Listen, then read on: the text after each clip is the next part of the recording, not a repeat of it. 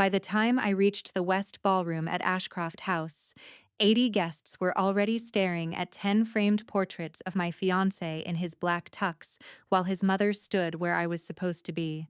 I'm Nora Bennett, 31. And 23 minutes before my wedding ceremony, Helen Mercer had replaced me in every same-day wedding photo on the welcome wall. In one of them, she was holding my bouquet of white ranunculus and rosemary like she'd been the bride all along. People actually looked from the frames to my face and back again, as if they needed to confirm I hadn't misunderstood my own disappearance. What made it monstrous wasn't the editing. It was the calm confidence behind it, the assumption that I would still walk down the aisle after being publicly edited out of my own wedding. And when I reached the seventh frame and saw the gilt mirror in the background, my real reflection still there in the corner, one hand at my throat, my mother's sapphire hairpin flashing blue, I understood two things at once. Helen had done this on purpose, and she hadn't been nearly as careful as she thought. The bigger truth was already sitting in the room with us. I just hadn't said it out loud yet. Ashcroft House had one of those long marble foyers that made whispers travel. I could hear them skimming across the room like dry paper. Is that his mother? Was this some kind of family tribute? Oh my God, that's the bride standing right there. A woman from Daniel's father's side. Someone I'd met once at Thanksgiving and never again, actually tilted her head at me with pity. Not outrage, pity, as if I were about to cry over a seating mistake instead of a deliberate public humiliation installed in gold frames under imported lighting. The slideshow on the far wall was worse. It moved slowly through the same set of images. Daniel under the oak staircase, Daniel by the conservatory windows, Daniel turning toward the camera with a soft smile I had once mistaken for steadiness, and next to him in every image, Helen, Helen in ivory silk, Helen with one hand threaded through his arm, Helen touching his lapel. Helen holding my bouquet. If you know what it feels like to stand in a room full of people and realize someone expected you to accept being treated as disposable, stay with me, the wedding coordinator, Marisol, saw my face and crossed the foyer in heels that made almost no sound. She was excellent at that, moving through chaos like she'd signed a private contract with gravity. Her hand hovered near my elbow, not touching me unless I asked. Nora, she said quietly, I was just coming to get you. Who approved those prints? Her eyes flicked to the wall and then back to me, one beat too slow. I was told the family had finalized the display last night. The family, I repeated. That was one of Helen's favorite tricks. Turn every decision into fog. Nobody changed anything. Nobody approved anything. The family wanted this. The family thought this would be best. The family had a preference. It let her do violence in passive voice. Behind us, Daniel's cousin Sienna laughed too loudly at something near the champagne station. It was the kind of laugh people use when they're trying to fill a silence they absolutely understand. Then Helen herself emerged from the small salon off the foyer, carrying her posture like she'd inherited it from money. She was 62, immaculate, and wearing a pale ivory gown she had spent 3 months pretending was soft champagne. The color question had been one of those arguments people later tried to minimize by saying, it was just a dress. It had never been just a dress. It had been looked at the wall, then at me, then gave me the expression she always wore when I noticed something she planned to call accidental. Nora, she said, almost tenderly, please keep it graceful. There it was, the family phrase. Keep it graceful. They said it when Helen moved my father from the host table because the line of sight photographs better with symmetry. They said it when Daniel let his mother rewrite our invitation wording to put the Mercer crest above our names. They said it when the florist told me my marigolds had been substituted for something more refined feigned after Helen called her privately. They said it when I was expected to absorb an insult without making the room uncomfortable. Keep it graceful meant, accept it quietly. I looked back at the seventh frame. Daniel and Helen stood under the carved staircase. She had one hand around his forearm, and the retoucher had smoothed her skin enough to make her look 10 years younger. But the antique mirror behind them still held the original edge of the moment. my shoulder, my bouquet, the sapphire hairpin in my dark hair, the one thing Helen could not duplicate because she had never noticed it mattered. My mother had worn that hairpin on the day she married my father in a city clerk's office with a navy suit and a paper cup of coffee. After she died, my grandmother kept it wrapped in tissue inside a small velvet box. When Daniel proposed, Nana gave it to me and said, "Wear something that remembers who loves you." I wore it because there were already too many people around that wedding trying to turn me into a decorative idea. The sapphire felt like a small blue refusal. Helen followed my gaze to the frame. For the first time, something shifted in her face, not guilt. Calculation. That was when I knew I wasn't looking at a bizarre emotional outburst. I was looking at a plan with seams, and the worst part wasn't Helen, not yet. It was that Daniel was nowhere in sight. 2 minutes later, I found him near the sidebar with his best man, holding a glass of sparkling water and checking his phone like this was any other mildly stressful event.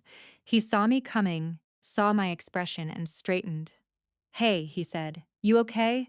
That question did something cold inside me. I stopped in front of him, close enough to smell his cologne and the clean starch of the tux I had paid to have tailored after he lost weight in April and never got around to rebooking the fitting. "Your mother replaced me in every photo on the welcome wall." He blinked once, too slowly. "What? Don't insult me twice in 1 hour." His best man, Trevor, looked down into his glass like a man who had suddenly remembered another appointment in another state. Daniel finally glanced toward the foyer. Even from where we stood, the slideshow was visible through the open arch, one image dissolved into another, his face, her face. My absence, he exhaled through his nose. "Okay. That's weird. Weird." I had once loved the evenness of Daniel's voice. He never escalated. He never slammed doors or interrupted or performed emotion for effect. Growing up in a house where grief had turned everyone loud after my mother got sick, I had mistaken quiet for safety, but there are different kinds of calm. Some people stay calm because they're steady. Some people stay calm because your pain is inconvenient. "Weird," I said. "I'm standing here in a wedding dress while your mother has installed herself as the bride in front of our guests." He lowered his voice, the way people do when they're trying to make your reaction seem larger than the offense. "Nora, I'm sure there's an explanation." "Good, get it." His eyes moved over my face, reading for risk. Not hurt, not shock. Risk, whether I was about to become a problem he'd have to manage publicly.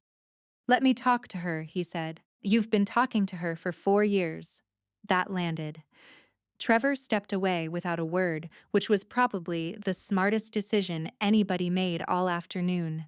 I want to be honest about the kind of woman I was before that moment, because stories like this get flattened too easily. People hear about a wedding humiliation and decide you must have ignored obvious signs because you were desperate, or blind, or addicted to the fantasy of being chosen. That wasn't me. I saw plenty. I simply kept giving what I thought was a decent interpretation to indecent behavior. I met Daniel when I was 27 and he was 30. I was working as a contracts manager for a regional hospital network in Boston, mostly vendor agreements, compliance language, and the kind of detail work other people find boring until they desperately need it done correctly. Daniel was finishing a fellowship in hospital administration. We met at a fundraiser neither of us wanted to attend. I stood next to me near a silent auction table and made one dry comment about the miniature crab cakes being priced like diamonds. I laughed. He noticed my laugh and looked relieved, which felt charming at the time. He was handsome in a way that took a minute to register. Not flashy, clean lines, controlled expressions. Better listening face than listening habits. Though I didn't know that yet, I came from Worcester. My father taught high school history. My mother had been a physical therapist until cancer took over the house one winter and never really left. We were not poor, but money was counted, repaired, stretched, and discussed honestly. I paid off student loans by 29, bought a small condo in Brighton, with help from a modest inheritance my grandmother structured through a trust, and learned early that being practical is what people call women when they're annoyed you can read fine print. Daniel came from a different climate entirely. Old Boston money thinned by bad investments, revived by good real estate timing, and preserved through relentless attention to appearances. The Mercers weren't billionaires or magazine cover rich. They were something more exhausting, locally important. Country club committee rich, foundation gala rich. Our family has always done it this way rich. Helen was a widow by then. Daniel's father had died 8 years earlier of a sudden heart attack, and Daniel had become the emotional center of the house by default. At first, I thought Helen's closeness with him was grief, badly organized. She called him every morning. She kept framed photos of him at every age on the piano, in the dining room, on the landing, in her study, and even in the downstairs powder room, which I found faintly alarming but tried not to judge. She still referred to his childhood bedroom as Daniel's room, even after turning mine into the guest room before I had ever spent a single holiday there. The first time she cut me cleanly, it was so polished I almost admired it. Daniel had taken me to a Mercer family Christmas party 6 months into our relationship. Black tie optional, which in Mercer language meant black tie required unless you wanted to be silently filed under trying. I wore a navy silk dress I had saved for, simple and elegant, and a pair of pearl earrings my mother had left me. Helen greeted me at the door, kissed my cheek, and said, "Oh, good, you kept it understated." Sometimes women from practical backgrounds overdo these things. She smiled while she said it, then took my coat. I told myself she was socially clumsy. Then came the birthday dinner. When she seated Daniel between herself and a donor's daughter she adored, leaving me 2 seats down beside an uncle who spent 40 minutes explaining municipal bonds to me after Daniel had already told him what I did for a living. Then, the Sunday brunch where Helen introduced me as Daniel's hospital friend, though we had been living together for 8 months. Then, the engagement dinner, where she stood to toast the next chapter for the Mercer family and never once said my name. Each time, Daniel did what he always did. He softened, he rationalized. He asked me later, usually in the car, usually with one hand on the wheel and that same careful voice, not to let his mother get under my skin. She doesn't mean it the way it sounds. Her generation is just different. She's trying. Most often, please keep it graceful. It became a family sedative. Daniel said it. His sister Leela said it. Helen said it with a hand on your forearm, as if elegance were a moral duty you owed the person disrespecting you. But I stayed. Not because I enjoyed being diminished, and not because I was naive. I stayed because real life trains women like me to discount our own alarms when nothing is technically illegal. Nothing is loud enough to justify leaving, and everyone around us benefits from our restraint. Also, if I'm being painfully honest, some part of me wanted a larger family than the one grief had left me with. My mother was gone. My grandmother died the year before Daniel proposed. My father was loving, loyal, and terrible at pretending he wasn't lonely. The idea of joining a family with traditions, noise, holidays, recipes, too many silver trays, even all the irritating textures that came with it, that mattered to me more than I admitted. Daniel proposed in October at the public garden. No photographer crouched in a bush, no violinist, no manipulation. Just him, a cold bench, a ring he had chosen well, and a look on his face I believed. When I said yes, he cried. That still stings to remember. For the first 3 weeks after we got engaged, Helen behaved like a woman auditioning for sainthood. She sent flowers to my office. She offered her mother's silver serving set. She mailed me a handwritten note saying she was so happy Daniel had found someone with depth. I actually pinned that note to my corkboard for a month like an idiot. Then planning began. If you've never planned a wedding with a woman who believes aesthetics are a form of power, you cannot understand how much damage can be done through details small enough to seem petty when listed individually. That's what made her effective. Nothing alone looked catastrophic, everything together formed a structure. The venue was Ashcroft House, a restored estate on the North Shore with limestone stairs, clipped gardens, and a glass conservatory that looked like it had opinions about class. We booked it 14 months ahead. Total cost for ceremony and reception, $34,600, not including catering. I know the number because I paid the first $12,000 deposit from my own account while Daniel transferred his half. 3 weeks late, in two smaller installments after moving money around. I didn't mind at the time. He had cash tied up in a brokerage account. My grandmother's trust had given me more liquidity. I was practical. I handled things. That became another pattern: the florist deposit, the photography retainer, the transportation balance, the musicians, the day of stationery. Every time there was urgency, it landed on me. Every time I asked Daniel to take over one piece, he did it halfway or too late, and I ended up cleaning it up because there is nothing less romantic than losing a venue hold over somebody else's avoidance. Helen noticed this almost immediately. Not the labor, the leverage. She began calling vendors directly, not asking questions, directing. One Thursday, I got an email from the invitation designer asking which wording was final because she had received a revised host line from Mrs. Mercer. I opened the attachment and just stared. Original wording: "Together with their families, Nora Bennett and Daniel Mercer request the pleasure of your company." Helen's version. Mrs. Helen Mercer requests the pleasure of your company at the marriage of her son, Daniel Mercer, to Nora Bennett. Her name first, Daniel's name sent shifted lower, smaller, visually secondary. I forwarded it to Daniel with 3 words.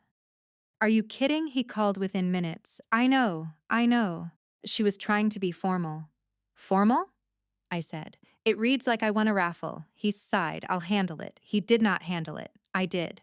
I wrote back to the designer, reaffirmed the original wording, and asked her to lock the project so no further revisions could be made without written approval from me and Daniel together.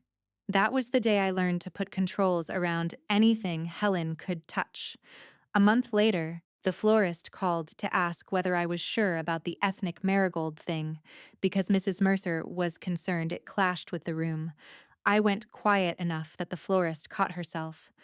"I'm sorry," she said. "That came out wrong. The marigolds were for my mother. She used to plant them along the cracked edge of our back walkway every spring because she liked flowers that looked cheerful even when the soil wasn't impressive. I wasn't turning the ballroom into a Dia de los Muertos altar. I wanted a small run of saffron marigolds tucked into the reception arrangements and one line at the ceremony entrance. Nothing aggressive, just a thread back to home. When I confronted Helen, she looked genuinely annoyed that I had made it emotional. "I only meant the palate needed discipline," she said, standing in her kitchen while a roast cooled on the island. "Not every sentimental choice translates." Daniel stood by the sink drying wine glasses like a man determined to remain technically present while morally absent. "They were my mother's flowers." Helen tilted her head. "And this is exactly what I mean. Nora, not everything is an attack. Then stop aiming at things that matter to me." Daniel set down the glass. "Can we not do this here? Can we not do this here?" was another Mercer specialty. Wrong place, wrong tone, wrong timing. Always a wrong reason to demand dignity. Still, I adapted. I started documenting everything, not because I anticipated what happened at the wedding, not that specifically, but because contracts were my language, and I had already learned that clarity is the only defense against people who weaponize confusion. I moved all vendor communication to one shared planning email I controlled. I put payment schedules in a spreadsheet. I required written confirmation for any requested change over $200.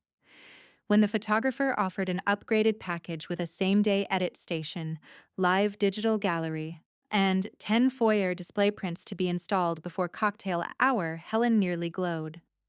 "Oh, that would be beautiful," she said, "a legacy wall." I should have said no then, but I loved our photographer, Eva Klein. She was documentary-minded, unobtrusive, and sharp enough to capture people's real expressions before they arranged them.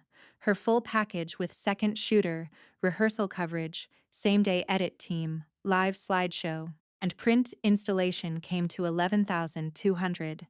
Excessive by my upbringing, standard by Mercer event logic, and one of the few things I wanted badly enough to justify. I paid the deposit. Daniel promised he'd reimburse half with his annual bonus. He later reimbursed part of it. I learned to stop waiting for exact symmetry. Eva's contract included a clause I requested from habit more than fear. No third-party edits, alterations, or substitutions of selected display images without written approval from the contracting client. That client was me, not Daniel. Me. Because my card was on file and my name sat first on the agreement after I handled the red lines, it did not feel romantic at the time. It felt administrative. That clause would end up saving me. The smaller betrayals kept coming. At the bridal shower, Helen had a chair card printed for me at the side of the table instead of center. She put herself between me and my father's sister, Aunt Colleen, because hostess position matters for service. She gifted me pearl gloves, even though I had never worn gloves in my life, and said, in front of 14 women, "I thought it might elevate your silhouette." Her friends laughed politely, which was somehow worse than if they'd laughed honestly. At the tasting, she changed the signature cocktail names without telling me. My choice had been the Blue Door, after the paint color on my parents' old house. She replaced it with Mercer Mint Julep because, and I quote, "private references don't land for guests."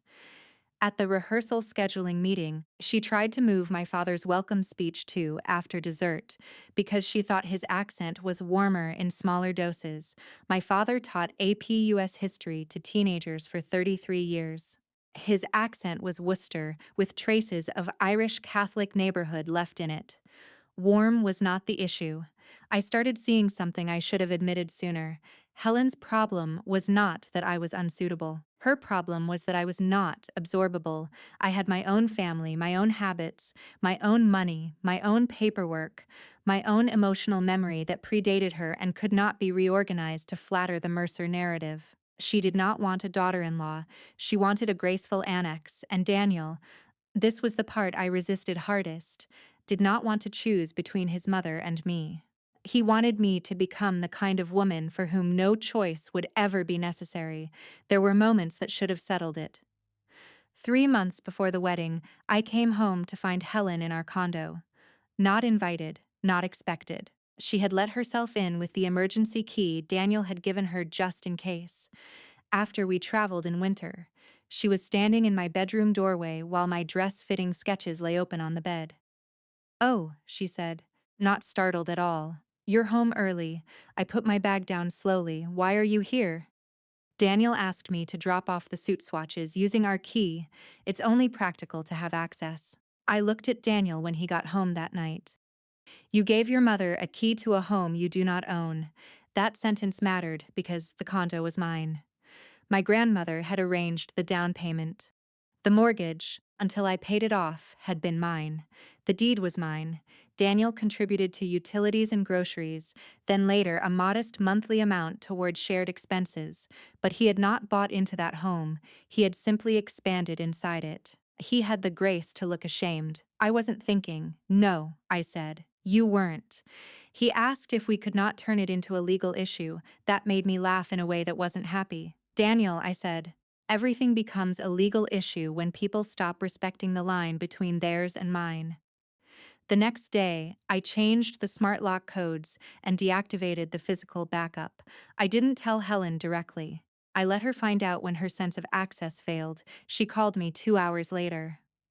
"Was there a problem with the lock?" "Yes." A pause. "What do you mean, yes?" "I mean, there was a problem with who thought they could use it." That silence on the phone should have taught me something. Not about her.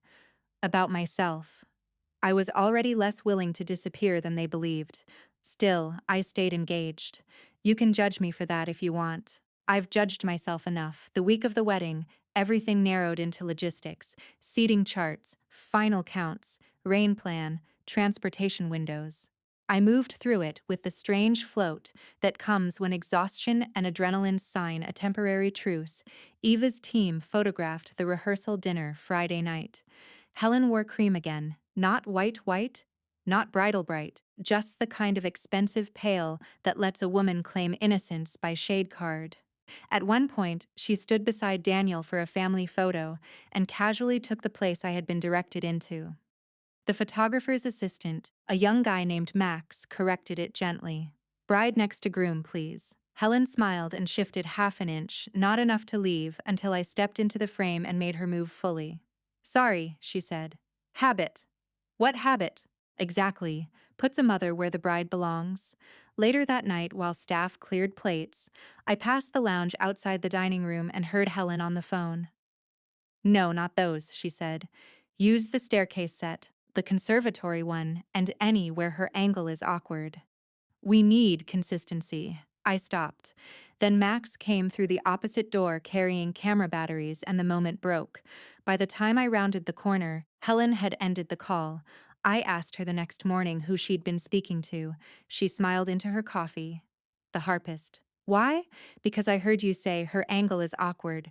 And you assumed I meant you? She laughed softly. And then the final blow. Nora, everything is not about you. If she had shouted, if she had insulted me plainly, if Daniel had cheated in some cinematic and undeniable way, maybe I would have left sooner. But the Mercers were experts in making a woman feel unreasonable for identifying what had plainly happened. Saturday, the wedding day, began at 6:10 a.m., with rain on the windows and the kind of gray sky photographers secretly love because it turns every surface into a softbox.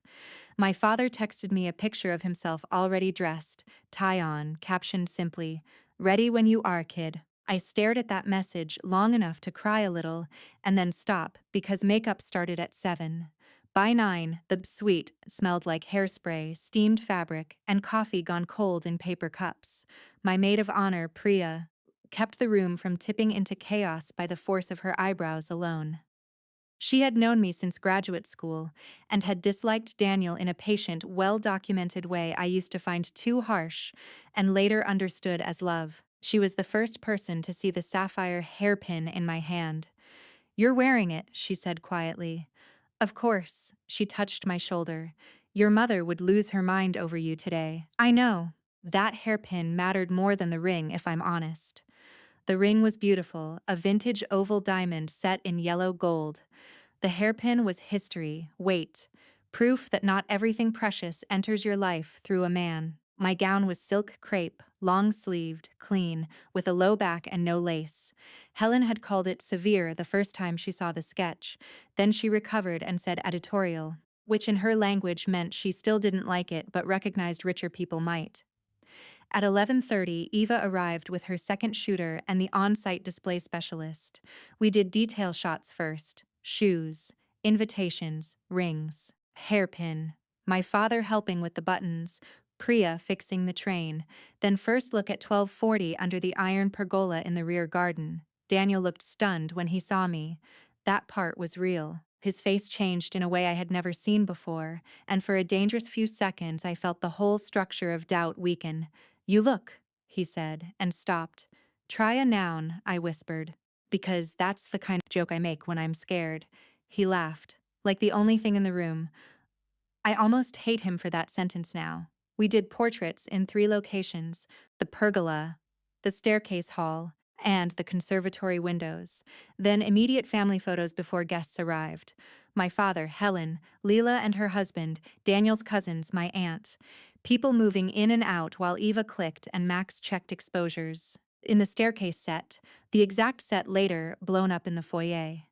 Helen kept drifting closer to Daniel between frames, touching his sleeve, adjusting his boutonniere, straightening his cuff even when no one asked. Eva eventually said, "Let's get one with just the couple." Helen stepped aside, but not before giving me a look I still can't fully describe. It wasn't hatred, it was displacement, like she was watching a seat she believed was temporarily occupied. By 2:15, guests were arriving. I went upstairs for lipstick, a breath, and 5 private minutes before the ceremony.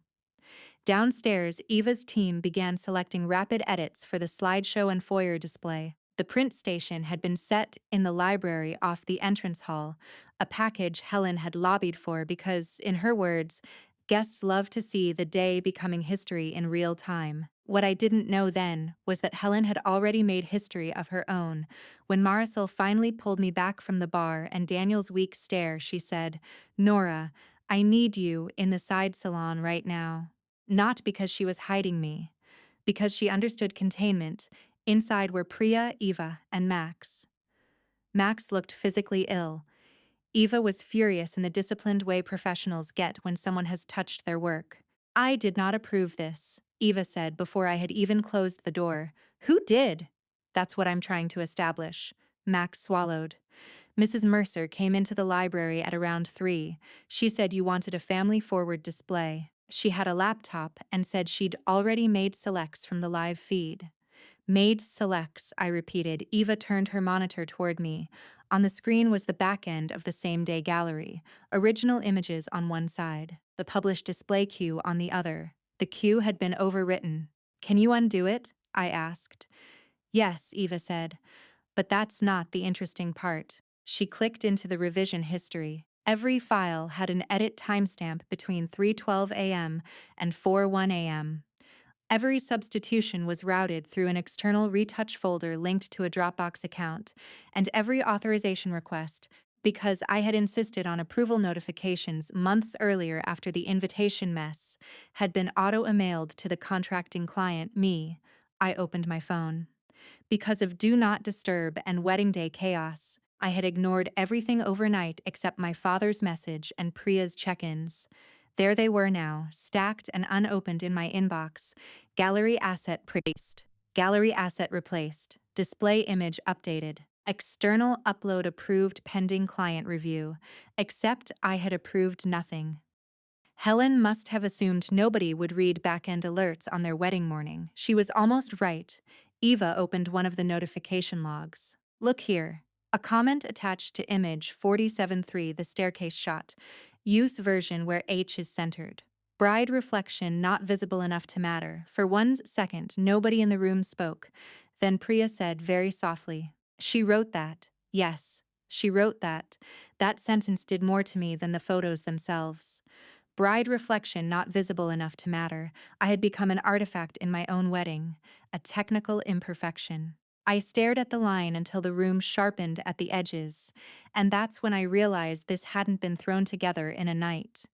It had been building for months, the invitation wording, the flowers, the chair card, the dress color, the rehearsal call I overheard, the staircase drift, the phrase they all used whenever I objected, keep it graceful, not a personality quirk, a conditioning campaign, a long attempt to see how little space I would accept taking before I mistook invisibility for maturity. Was Daniel involved? I asked. No one answered immediately. Eva clicked into the request chain attached to the display package. There was one forwarded message from Daniel's email sent 2 nights earlier to Max, copied to Helen. If my mom has ideas for the Mercer family set, can you work with her directly on timing? Nora's swamped and I don't want to stress her with known essentials. Known essentials, below it, Helen had replied. Perfect. We only need a few adjustments for presentation. She'll understand after the ceremony. My hands went cold. Priya made a sound I had never heard from her before, something between a laugh and pure disgust. Eva looked at me carefully. Legally, you control this package. Contracts in your name. We can pull every display immediately. I can also restore the original slideshow in under 2 minutes. Do it, I said. Marisol crossed her arms. What do you want me to tell the officiant?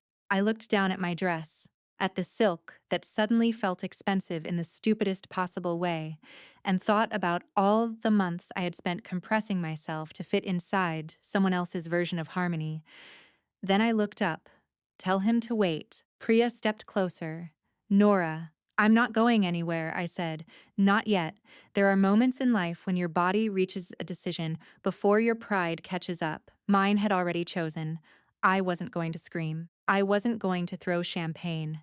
I wasn't going to let them reframe me as emotional and unstable to distract from what they had done in writing. I was going to use their documents. Marisol asked if I wanted security. Ashcroft House kept 2 discreet staff members for high-end events where family money and open bars sometimes formed predictable chemistry. Not yet, I said, but keep them close. Then I asked for one more thing. The microphone in the foyer, I said. Can I have it routed manually? Marisol's face didn't change, which is why I will probably love her forever. Yes, by then, guests had begun taking seats in the ceremony room. The quartet was warming up. The air had that stretched feeling big events get right before they tip one direction or the other. I walked back into the foyer with Priya on one side and Eva behind us holding a tablet. The gold frames were still up, but the slideshow on the wall went black for half a second as Eva's team swapped feeds. It came back with the original staircase portrait. Daniel and me, not Daniel and Helen, my hand on his sleeve, my bouquet at my waist, my sapphire hairpin lit in the mirror behind us. A visible ripple passed through the room. People turned, whispers changed temperature. Helen was standing near the entrance to the ceremony room, one hand lightly resting on Daniel's arm like she had a right to anchor him there. When she saw the corrected image on the wall, her mouth flattened. Daniel saw the tablet in Eva's hand and then saw my face and understood at last that the situation had moved past weird. He took a step toward me. Nora, let's talk privately. I shook my head. No, the foyer had gone almost silent. There is a specific silence that only happens when wealthy people realize etiquette can no longer save them. I took the microphone from Marisol. My voice, when it came out, was steadier than I felt. Before anyone takes their seat, I said, I need to correct something. The display in this foyer was altered without my permission to remove me from my own wedding photos and put me with Helen Mercer. You could feel the room inhale.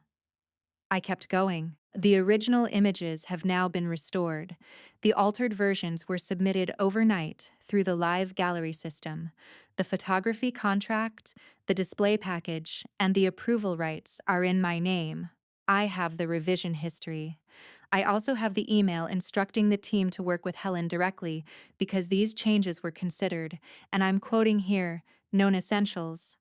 I didn't need to name Daniel yet. Everyone with ears had already heard him. Helen stepped forward exactly 1 inch, which was her chosen distance. She wanted to appear composed while asserting control. Nora, she said, this is a misunderstanding and not the time. I looked at her. Really looked. At the pearl drop earrings, at the carefully set hair, at the ivory silk she had defended for 6 months. At the face of a woman who had spent years mistaking social polish for innocence. Then I said the line that had been waiting for her since I saw the mirror reflection. Don't worry, Helen. By the end of today, you really will be the only woman in these wedding photos. Not loud, not sharp, quiet. That's what made people go still. Daniel grabbed my elbow gently, the way a man does when he believes proximity still grants him influence. Nora, stop. I turned to him and spoke low enough that only the people nearest us could hear. I am keeping it graceful, I said. That's why I brought the paperwork instead of a scene. His hand dropped. If you want to understand what public humiliation feels like from the inside, it is not cinematic. It is administrative. Your mind starts sorting faces, exits, consequences, and the sequence in which truth must be introduced, so nobody can later claim they were confused. So I did it methodically. I held out Eva's tablet, not to the room, but to Daniel first. Read your email. He looked down. His own words stared back at him. If my mom has ideas for the Mercer family set, can you work with her directly on timing? Nora's swamped, and I don't want to stress her with known essentials. He swallowed. I didn't know she was going to do this. I believe that, I said. I also believe you made it possible because you have spent our entire relationship treating your mother's control as more manageable than my dignity. His face drained. Helen stepped in. This is grotesquely unfair. The display was meant to highlight family continuity. Some of those were mother-son images. Eva, to her eternal credit, spoke up from behind me. No, she said. They weren't. The bride was digitally replaced. Helen turned. I'm not speaking to you. Eva's expression didn't move. You don't need to. The metadata is. A few people in the back actually gasped. Not because metadata is dramatic, but because truth said in a dry voice can be lethal. Leela, Daniel's sister, came rushing in from the ceremony room in her mauve dress, eyes wide. What is going on? Helen answered before anyone else could. Nora is overreacting to a display confusion. I lifted the tablet and read aloud the comment attached to image 4473. Use version where H is centered, bride reflection not visible enough to matter. Every word fell flat and hard in the marble space. Lila's face changed. She looked at her mother, then at the wall, then away. That mattered more than I expected. Leela had spent years doing the family version of survival, staying agreeable, moving cities, limiting contact, sending expensive candles at Christmas instead of opinions. Watching even she fail to defend this told me I was no longer the only one seeing it. One of Daniel's uncles muttered, "Jesus Christ." Helen made one last attempt at social inversion. This was a visual mistake in a hectic moment. We are not turning it into a public spectacle. And there it was again. The final Mercer trick. The offense is private. Your response is the scandal. I looked at the officiant, who was standing 10 feet away in a black suit, with the face of a man reconsidering his profession. Then I looked at my father. He had come out from the sofa room at some point and was standing near the doorway, hands at his sides, not interfering because he knew I would want the dignity of finishing my own sentence. His eyes were wet and furious in the way only fathers can be when they are restraining themselves from solving something with their body. I loved him so much in that moment I could barely stand it. Then I turned back to the room. "There will be no ceremony," I said. "I will not marry into a family that thinks I can be erased and then instructed to smile. And I will not marry a man who helped create the opening for it and expected me to understand later." Daniel's voice cracked. "Nora, please, I didn't look at him. The reception has been paid for. Staff will still be fed. Guests may stay for dinner if they wish. The altered displays are being removed now. Helen will receive the invoice for the unauthorized retouching and print waste. Any use of my image from today outside the original contracted gallery is revoked." Eva has that in writing. Helen actually laughed then, once, in disbelief. "You cannot possibly be serious." "I'm very serious." Marisol, efficient as mercy, began signaling staff. Two attendants moved toward the frames. The quartet stopped warming up. Then Helen made the mistake that ended any remaining ambiguity. She stepped close enough for only a cluster of us to hear and said, with perfect quiet contempt, "No one was erasing you, Nora. We were correcting the balance." I held her gaze. "You should have practiced saying that in front of a lawyer," I said. The room did not hear that line clearly, but Daniel did. So did Lila. So did my father. And Helen's face, for the first time in all the years I had known her, lost its social arrangement completely. That should have been enough. It would have been enough for me. But then Daniel did what weak men often do when their passivity is finally identified as a choice. He reached for a softer version of truth. "I thought it was just a Mercer family display," he said. "I didn't know she was replacing you." I finally looked at him. "Daniel, you emailed the team to work around me because your mother's preferences mattered more than my participation. You knew exactly who gets moved when you do that. It's always me." He opened his mouth, closed it.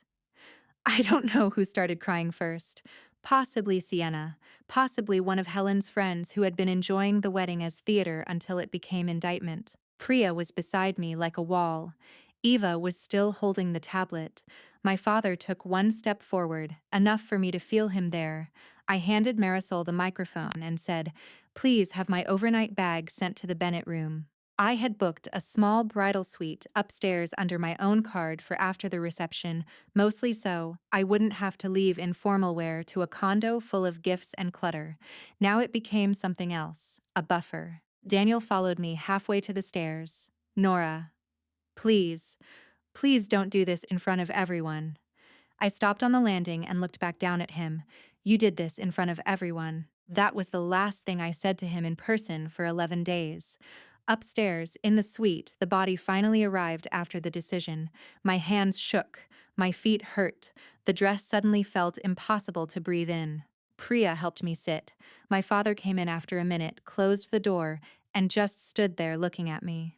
"I'm sorry," he said. "That undid me more than anything else all day." "Why are you sorry?" "Because somewhere in the last year you started bracing for this kind of thing, and I told myself I was being dramatic whenever I noticed it." He sat beside me on the sofa, careful of the train. I should have said more. I leaned my head on his shoulder like I was 15 and the world had been rude for the first time. "You did say things. I should have said them louder. Priya, who was removing 800 bobby pins with the tenderness of a mechanic, muttered, "That family doesn't deserve volume. They deserve invoices." We both laughed. It saved the room. Then practical life resumed. Because that's the thing nobody tells you about public personal disasters. They still generate tasks. I changed out of the gown into cream trousers and a navy sweater from my bag. Priya packed the dress. Ava came up with a printed incident summary and a copy of the contract flagged at the no third-party edits clause. She also showed me the additional detail Helen had apparently forgotten. The external retoucher's invoice had been sent automatically to the linked payment email.helen.mercer@mercerfoundation.org, amount due, 1,860 Ds for emergency face and subject replacement on 10 images, expedited overnight turnaround. Subject replacement, there it was. In even uglier language, Eva asked whether I wanted the unedited gallery locked. Yes. Do you want Daniel to retain access? I thought about that for almost no time at all. No. She nodded. Done. Then Marisol came up with the next piece. Because Ashcroft House had a final catering guarantee, and the food was already on site, I had options. Guests could still be served. Private dining rooms could be consolidated. Alcohol could remain or be scaled back. The question was simple. Did I want to shut the whole thing down or let the evening continue without a wedding? I surprised myself with the answer. Feed them, I said. The staff worked. The food exists. Let them eat. Open bar? I considered Helen drunk and dramatic and decided against generosity where it would only create collateral damage. Wine service only. Marisol's mouth almost twitched, understood. Then came the marriage license. Massachusetts requires signatures and filing. Ours had not yet signed by officiant and couple. It was sitting in a folder downstairs with the calligraphed ceremony script. Marisol brought it up to me in a sealed envelope. I looked at our names together in black ink. Nora Bennett. Daniel Mercer. Then I put the unsigned license back in the envelope and wrote across the front. Void. Ceremony conned by bride. The pen barely shook. That turned out to matter later, because Daniel's Aunt Claire tried, stunningly, to suggest 2 days afterward that the cancellation had happened in confusion, and perhaps the legal paperwork could be revisited if emotions settle. People say astonishing things when they think a woman's humiliation is temporary, but an event deposit is real. Having the license physically marked and witnessed ended that fantasy. I left Ashcroft House at 7:40 p.m., through the side entrance with Priya and my father. It was raining again. Not hard, just enough to blur the lights across the gravel drive. Someone from Daniel's extended family called my name once behind me. I didn't turn. Back at my condo, Daniel's garment bag was still hanging in the closet from the night before, and his running shoes were by the radiator, and suddenly the whole place felt contaminated by assumption. Priya wanted to stay the night. So did my father. I sent them both home eventually because I needed 1 hour of pure silence to hear what my own mind sounded like without anyone protecting me from it. By 9:12, Daniel had called 14 times. By 9:40, Helen had texted twice. Helen, I hope after today you will choose not to destroy a family over an ugly misunderstanding. Helen, when you are calmer, we can discuss what a private apology from me might look like. A private apology. For a public erasure, that message told me everything her worldview could not hold. She still thought the problem was exposure, not act. Daniel's texts were worse because they were sadder. Daniel, I know this looks unforgivable. Daniel, please let me explain in person, Daniel. I did not want to hurt you, Daniel. I love you, Daniel. Don't make permanent decisions based on my mother's insanity. That one especially would almost be funny if it weren't such a precise confession of character. He still believed his role was adjacent, accidental, regrettable, but separate. My entire point was that his passivity had always been infrastructure. I didn't answer any of them that night. I did, however, email my attorney. This is where some people get embarrassed, as though involving a lawyer after a broken engagement means the relationship was always transactional. But marriages are legal structures, weddings are financial events, shared residences, gift registries, deposits, access codes, vendor balances, insurance policies, And mailing addresses do not dissolve because somebody cries convincingly in a tuxedo. I had a general attorney already because of the condo and trust paperwork. Her name was Elise Warren, and at 10:14 p.m. on a Saturday, I sent her a calm email with the subject line: urgent, canceled wedding, cohabiting partner removal, vendor exposure. I attached screenshots by 10:28 because good lawyers are essentially secular miracles, she wrote back. Do not discuss finances or property by phone. Change all digital passwords tonight. Do not permit re-entry to residence until personal property retrieval is scheduled in writing. We'll speak in the morning, so I changed everything. Banking, shared streaming accounts, building guest access, grocery delivery, Wi-Fi, the wedding planning email, the photo gallery, even the thermostat app, which felt petty until I remembered Daniel once changed the heat from his office because he thought the place might be cold. Then I sat at my kitchen counter with the sapphire hairpin in front of me and finally allowed myself to feel the humiliation in its full shape. It wasn't just that Helen had put herself in the photos. It was that she had done it with complete confidence that I would absorb it. She had counted on all the prior rehearsals, all the softened insults, all the compromises. All the times I had taken the high road only to find it had been paved for my disappearance. The next morning, fallout began in layers. First came the Mercers who preferred euphemism. Aunt Claire called to say, "Surely this doesn't have to define everything." Daniel's uncle wrote, "Families survive awkward moments with mercy." Leela texted, more honestly, "I'm sorry. I didn't know. That isn't enough, but it's true." Then came the people who had watched the foyer and believed their own eyes. Sienna sent Priya a 3-minute voice note containing nothing useful except the repeated phrase, "Your friend was terrifyingly calm," which, I will admit, pleased me more than it should have. Two of Helen's friends emailed me separately to say they were deeply uncomfortable with what they witnessed. One attached a phone photo of the wall before the swap got reversed. In it, you can see the altered staircase portrait with my real reflection still in the mirror, blue hairpin bright as a wound. I saved it in a folder labeled Evidence. Eva sent a formal incident report by noon.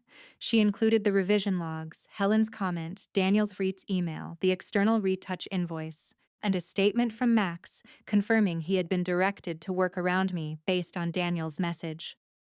She also apologized professionally, though I told her twice she had nothing to apologize for. What she had done, in fact, was preserve truth under pressure. That is rarer than people think. Elise called it one. Her advice was simple. Daniel was not on the deed. He had no tenancy agreement and minimal proof of financial contribution beyond informal transfers toward household expenses. Since we were not married and the properties was mine, I could require scheduled retrieval of his belongings through counsel if needed. As for wedding expenses, individual contracts governed.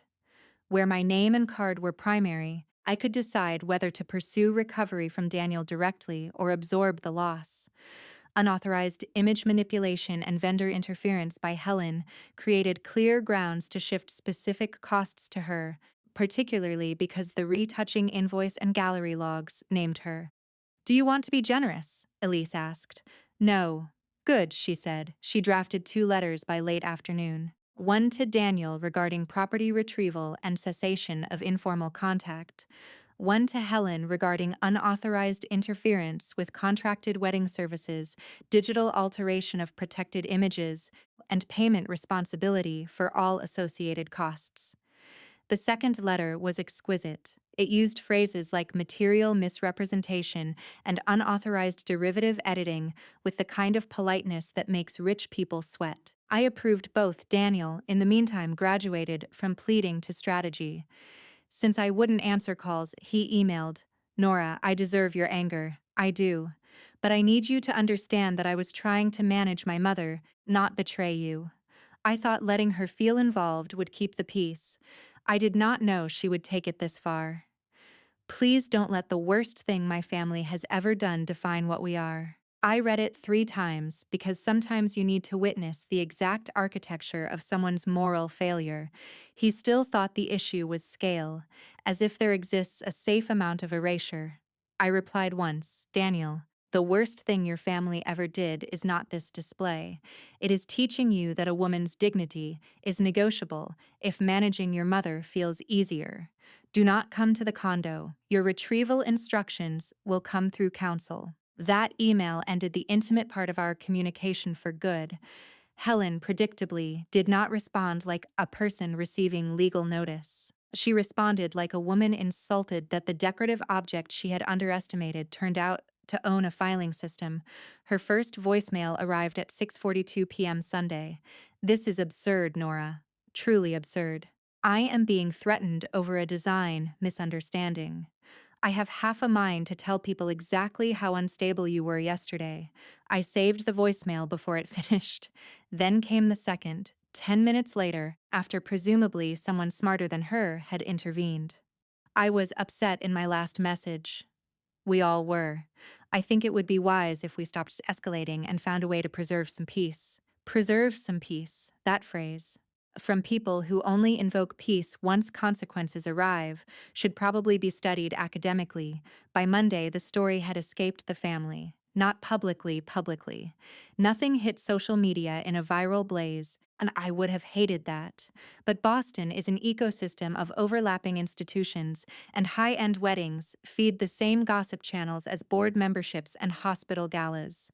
The event staff knew. The musicians knew. Helen's friends knew. By lunchtime, one of the women from the foundation circuit had called my aunt in Worcester because she had once taught with someone who knew my father. That's how these things move. Not as news, but as prestige leakage. The version circulating, mercifully, was close to true. Groom's mother had replaced bride in wedding display. Bride canceled ceremony. Sometimes simple facts are enough. Daniel collected his belongings Thursday at 2 p.m. while I was at Elise's office. We arranged it that way because I had no interest in supervising grief in my own hallway. Priya was present, plus the building concierge. Daniel took clothes, books, golf clubs, some kitchen knives he had bought, and the coffee grinder his parents gave us last Christmas. He also left 3 things behind: a framed photo of us from Bar Harbor, a gray sweater of mine he had worn for months and never admitted he liked, and the engagement ring box, not the ring, the box.